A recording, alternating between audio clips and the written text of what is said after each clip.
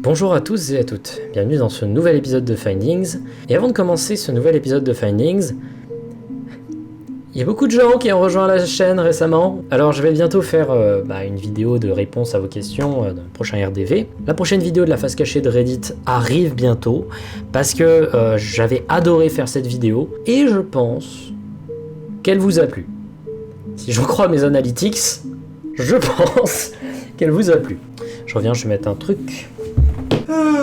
Mais bien évidemment, je ne vais pas que faire ça sur YouTube. Je vais aussi faire des vidéos, comme j'ai toujours eu l'habitude d'en faire, et notamment lier deux de mes plus grosses passions, la musique et le mystère. Et aujourd'hui, j'aimerais vous parler d'un genre musical que j'écoute très peu, malgré son potentiel très plaisant. Je vous parle bien évidemment du métal.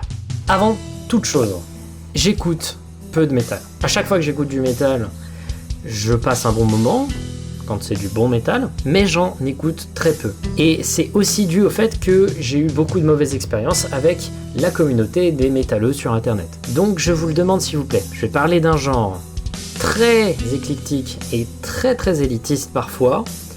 Pitié, soyez indulgents. J'ai fait mes recherches, j'ai essayé d'en faire un maximum. DSBM, Depressive Suicidal Black Metal. Vous m'en avez parlé sur ma vidéo des 10 musiques les plus effrayantes que j'avais pu trouver, mais vous m'en avez parlé en boucle. Et le truc, c'est que j'étais passé à travers le groupe que vous m'avez le plus conseillé, c'est-à-dire Silencer. Je l'avais déjà croisé, mais j'avais oublié toutes les légendes qu'il y avait autour de leur chanteur Natram. Et je suis tombé sur une pépite artistique qui m'a retourné le cerveau. Pour ceux qui ne le savent pas, le Depressive Suicidal Black Metal, ou juste black metal dépressif, est un genre musical dérivé du black metal. Petit aparté, le black metal, c'est un sous-genre du metal reconnu assez allègrement comme l'un des, si ce n'est le plus extrême de tous les genres de metal au monde. Ça se base sur énormément de musique extrêmement agressive, très bruiteuse et très violente, avec une atmosphère mais dark, mais genre dark. Il y a toute une culture autour du black metal, notamment le fait que la scène est remplie de gros tarés, ou du moins de gens qui jouent les gros tarés. Mais il n'y a pas que ça dans le black metal, il y a aussi toute une culture du déguisement et de l'occulte. C'est l'un des genres de métal dans lequel il y a un peu le cliché qu'on a du métal dans les médias, c'est-à-dire des gens qui, dans des cimetières, tuent des corbeaux. C'est presque exclusivement dans le black metal que ça se passe, ce genre de truc. Les chanteurs de black metal ont tendance à être très déguisés et très maquillés lorsqu'ils jouent. Les concerts de black metal ont tendance à être des concerts très violents, avec des mises en scène scéniques, ou parfois des mises en scène de clips, etc., ou juste des mises en scène de groupes, et des créations de groupes avec des concepts et des backgrounds parfois inventés ou pas, mais qui sont toujours excessivement sombres.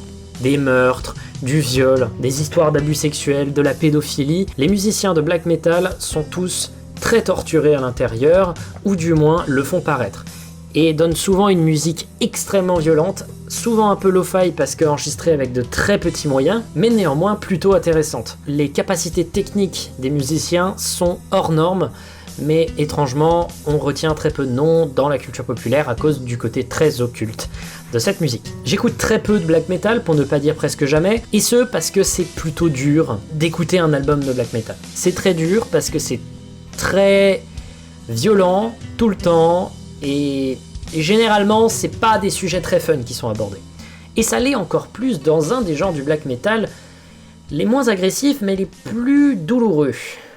Le DSBM, aka Depressive Suicidal Black Metal. C'est un genre du black metal qui a commencé à la fin des années 90 et qui s'est vachement popularisé au début des années 2000, qui tout simplement propose des morceaux beaucoup plus longs que dans le black metal normal, avec une structure très progressive qui commence généralement très calmement pour le genre, et avec des ambiances mélodiques très tristes et sombres, et qui lentement culmine en un point d'orgue effrayant, violent, et avec des paroles, s'il y a des paroles, qui donnent une ambiance très proche de la grosse dépression et des envies suicidaires très importantes. C'est dans ce genre qu'on trouve, selon moi, dans toute la musique, les personnes les plus torturées intérieurement, parce qu'ils ont des concepts d'albums et ils ont des concepts de personnages franchement c'est fucked up. Et l'un des groupes les plus importants du DSBM pour créer un peu sa signature sonore,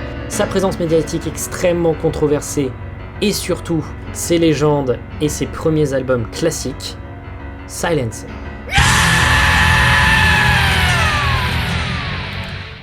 Très peu de choses sont sues autour de Silencer. Pour vous dire, ce groupe n'a jamais fait un seul concert.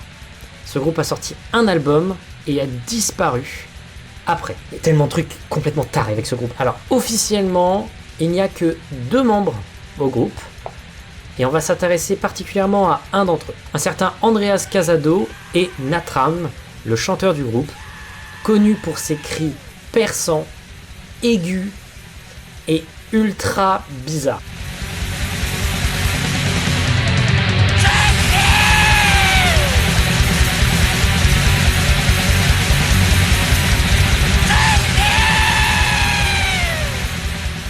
Moi, je les trouve absolument terrifiants. Ils me font vraiment un effet, alors que généralement, les cris, je m'y suis fait avec les groupes que j'écoute. Mais ceux-là, ils sont particuliers. Parfois, ça peut faire rire, parfois, ça met très mal à l'aise. Et donc, ces 2 personnes, qui visiblement, du coup, doivent être multi-instrumentalistes, dont voici des photos. Voici Andreas Casado, voici Natram.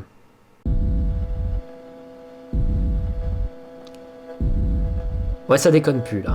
Alors vous allez me demander, pour un groupe qui n'a jamais fait le moindre concert et qui est tellement inconnu que l'on n'arrive même pas à calculer la date de naissance de leur chanteur principal, comment ça se fait qu'on ait des photos? Eh bien c'est des photos qui ont été tout simplement procurées par le groupe dans tout simplement des brochures publicitaires ou des photographies de groupe pour un peu introduire l'univers. Il en existe très peu.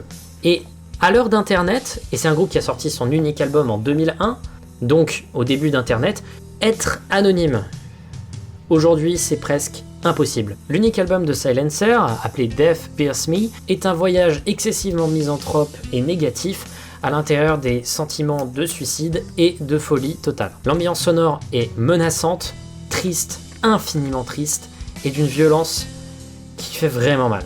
Voici un extrait de l'album Death Pierce Me de Silencer.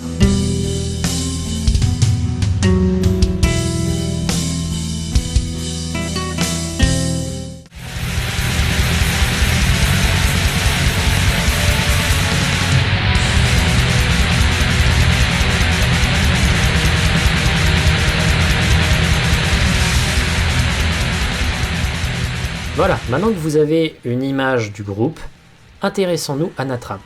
Probablement le chanteur le plus mystérieux de toute l'histoire du métal.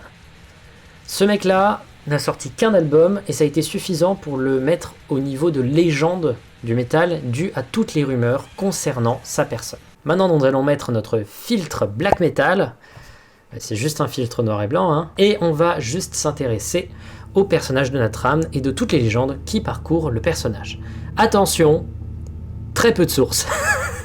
très peu de sources. La quasi-totalité des sources viennent d'ailleurs du label HAL, ou HAL, qui est simplement le chargé de communication de Natram, parce que parfois il y en a juste pas, hein, il y a des gens qui créent des trucs. Mais on va essayer de dissocier le vrai du faux un peu plus tard. Natram, et ce n'est pas confirmé, s'appellerait Michael Nilsson. Il serait né le 7 septembre 1975 ou le 7 septembre 1977. On n'arrive même pas à avoir sa date de naissance. Il est né en Suède. Il vient de Suède, ça, voilà. Un groupe de black metal, donc un groupe nordique. Ah, les clichés qui sont vrais. Selon la légende, Natram était un grand adepte de l'automutilation. Il se coupait énormément les poignets et les mains. Ce qui fait que les cris qu'on entend sur l'album sont des véritables cris de douleur. Il le faisait pendant les enregistrements studio. Vous pouvez d'ailleurs le voir sur ses mains, vous pouvez observer, oui, voilà, ça c'est des mains qui sont dans la merde.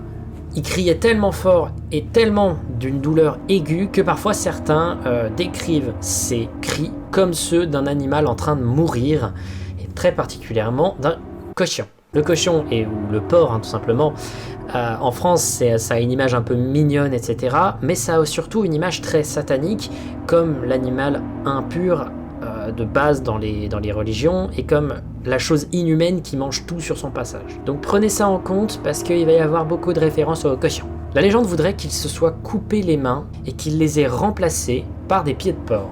Ce qu'on verrait donc du coup dans ces images, ce n'est pas les mains d'un chanteur, mais bel et bien des pieds de porc. Il l'aurait fait d'ailleurs durant l'enregistrement de morceaux de Death Pierce Me. Il aurait failli buter à la hache une fille de 5 ans jusqu'à ce que la police le trouve. Si j'ai bien compris, c'était quelques temps après l'enregistrement de leur premier album et sa sortie. Il aurait été retrouvé avec cette fille de 5 ans en train de vouloir la tuer à la hache. La fille aurait survécu et il n'aurait pas été mis en prison. Au contraire, il aurait été jugé comme non responsable de ses actes à cause de son état mental qui apparemment était proche d'une psychose monstrueuse. Le gars était vraiment pas rond. Il aurait été donc placé en asile psychiatrique pour contenu psychotique et hautement suicidaire. Il aurait été foutu dans cet asile psychiatrique pour 5 ans. Très peu de choses sont sues sur où il a été et qu'est-ce qu'a été son expérience durant cet asile psychiatrique. Les seules infos et légendes qu'on peut avoir sur cette histoire seraient que un synthé lui aurait été offert par des médecins avec lesquels il aurait enregistré un album d'ambiante électronique drone très sombre. Je reviens en off pour rectifier, parce que je me suis trompé, mais rectifier le titre de l'album et le nom du groupe. Le nom du groupe c'est Diagnose Lebensgefahr. Lebensgefahr qui signifie normalement en allemand danger de la vie ou vie dangereuse. Et l'unique album de ce groupe c'est Transformalin, dont voici la pochette. 300 copies physiques ont été réalisées de l'album Lebensgefahr. Et dans ces 300 copies était attachée une petite fiole contenant du sang. C'est du vrai sang pour le coup, c'est vraiment ça par contre c'est vrai, c'est pas une légende. Et les gens pensent que c'est celui tout simplement de Natram, ce qui est assez cohérent pour l'instant. La dernière activité en date de Natram est le bouquin qu'il a écrit. Il est sorti en septembre 2011, il s'appelle Grisgerta ou Pig's Heart en anglais et donc du coup cœur de cochon ou cœur de porc. Il a été publié en 2 langues, suédois et anglais. Et il contenait de nouvelles photos de Natram, ainsi que de la poésie et des travaux artistiques graphiques qu'il nous donnait. Bien évidemment, comme vous pouvez l'imaginer, c'est pas très joyeux tout ce qu'il a pu nous offrir. Alors comment on sait que ça vient de lui et que c'est pas un fake créé par un fan, c'est que tout simplement il y a un label qui a distribué la musique de Silencer qui est responsable de toute la communication autour de Natram.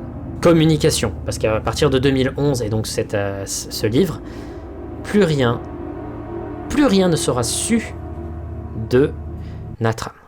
Certains pensent qu'il s'est tué. Certains pensent qu'il a juste disparu. Certains pensent que c'était un personnage créé. Personne ne sait. Tout ce qui reste, c'est énormément de légendes. Et un personnage qui encore aujourd'hui est sujet à multiples controverses et recherches, tant des gens essayent de retrouver qui est réellement Natram. Ok, maintenant on va démystifier tout ça. Dans un premier temps, il existe apparemment une photo de Michael Nielsen, aka Natram. Voilà donc la photo du type. Ce gars n'est tout simplement pas Natram. Là, c'est la photo la plus célèbre qui semblerait être celle de Natram, mais ce n'est pas du tout Natram. C'est un mec qui s'appelle en effet, qui a un nom de scène qui est Natram, mais c'est un Natram d'un autre groupe de black metal. Il y a également cette photo que quelqu'un a trouvée sur un forum et il pense très sincèrement, sans donner vraiment trop d'arguments, qu'il s'agit de Natram, de Silencer. L'histoire des pieds de porc à la place des mains, voilà, c'est super glauque, c'est super flippant, mais c'est totalement faux. Voilà. Ça, par contre, on est certain, parce que c'est tout simplement impossible biologiquement que ça se fasse correctement de la façon artisanale qui est décrite dans la légende. Aussi parce qu'il n'y a jamais eu de communication officielle à propos de ça, hein. C'est vraiment une chose qui vient uniquement d'une déduction des images, et aussi tout simplement parce qu'on ne peut que mourir en faisant ça. Voilà.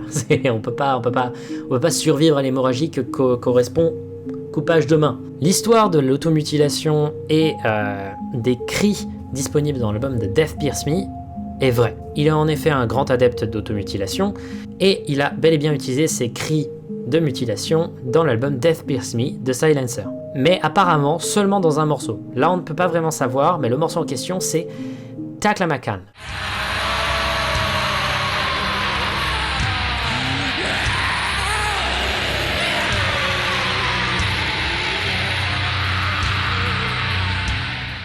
Et enfin, la légende qui met le plus de monde en mode waouh, c'est la fameuse histoire de la tentative de meurtre d'une fille de 5 ans avec une hache.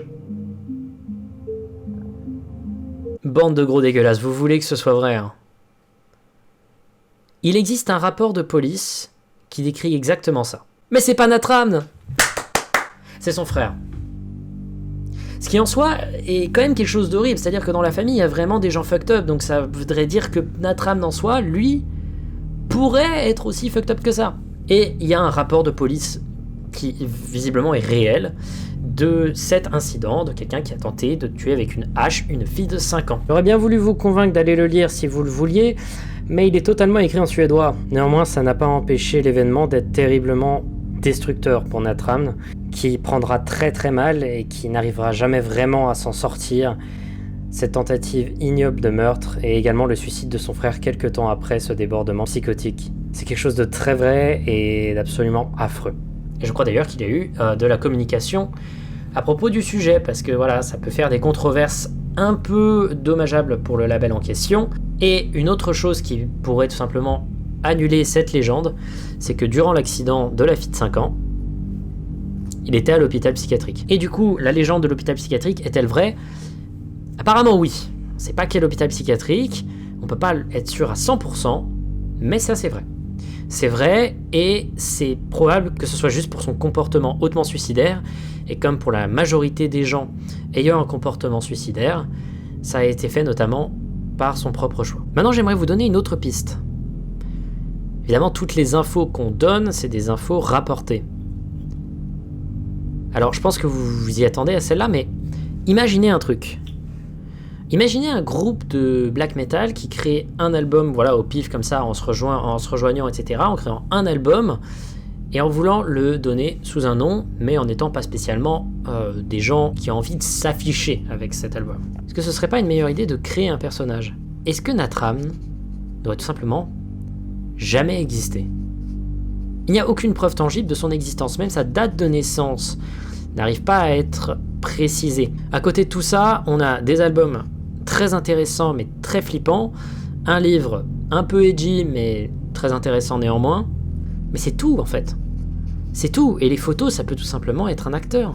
Évidemment que Natram n'est pas le personnage qu'il décrit, mais peut-être tout simplement il n'a jamais existé, que le vocaliste c'est un mec au pif, que c'est pas le personnage qu'on a dans les images de promotion. Si c'est le cas, personnellement je trouve ça tout aussi stylé, parce que ça permet simplement de ne pas avoir un personnage complètement taré à la tête de ton groupe, et quand même d'avoir une des légendes les plus tenaces et les plus impressionnantes de l'histoire de la musique.